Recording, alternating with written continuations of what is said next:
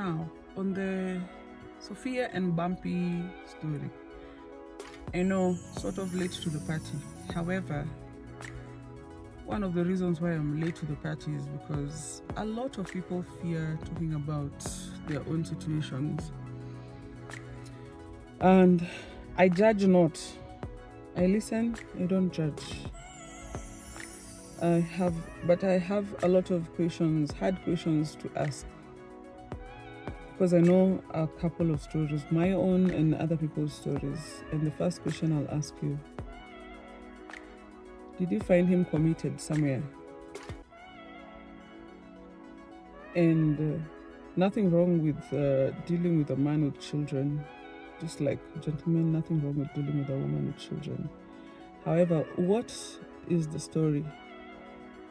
You can't just assume. You cannot just assume that this man with a baby mama or a wife or an ex-wife was just built for you. Like, I know we need to live this life with so much confidence, very necessary. However, it's not the new Trululu. Never was, never will be. We, for some reason, are dealing with a lot of broken men and women. It's not their fault. But don't add to the brokenness by adding your feelings, giving your feelings, your expectations to someone who does not even know what to do with himself. A lot of people don't know who they are. They don't know what they want in this life. And a lot of the times you get with them because at that moment you are who they want. But you're there to serve a certain purpose.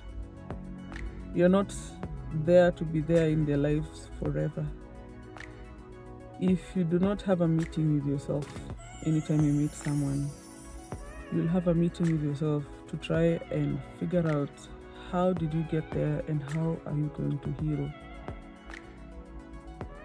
Another thing about Sophia and Bumpy, she was pregnant when she met Bumpy.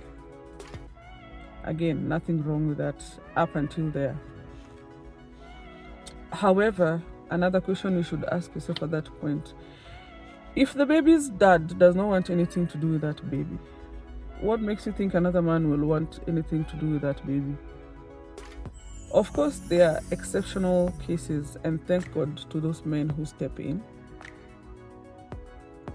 But a lot of men fear this. It also depends on at what stage are we talking about. You're pregnant, meaning your relationship with the father to that child is really, really recent. So this man is operating from a point of fear. He'll do all these things, he will go back to the baby dad. One. Again, he's starting to wonder if you are stable mentally. Like, why would you want to get intimate with someone while carrying another man's child? To some men, that is borderline psychotic. So they're already judging you. Then you go with him to the many clinics and you think you found someone. He's already judging you, for lack of better words, lack of judgment and stupidity. He's already judging you by that. Then you go ahead and get rid of the pregnancy. You're giving him weapons to use against you. I do not judge people who get abortions. In fact, may my parents, and God forgive me, I am pro, especially now. The stories I've seen with my friends, my relatives, my own stories. If men could get pregnant as well, maybe they would understand. But sometimes keeping that child, again, I'm very sorry, keeping that child is going to stop you from doing a lot of things you would have done in this life. I'm not recommending it, but if your back is against the wall and you must do it, please, no judgment from me. However, you're going to get an abortion and you're with this guy you've just met. One, why do you think he's okay with it? Why do you not think he's going to judge you based on that? A lot of men are broken and they're mean. They're destroyed and they will destroy you.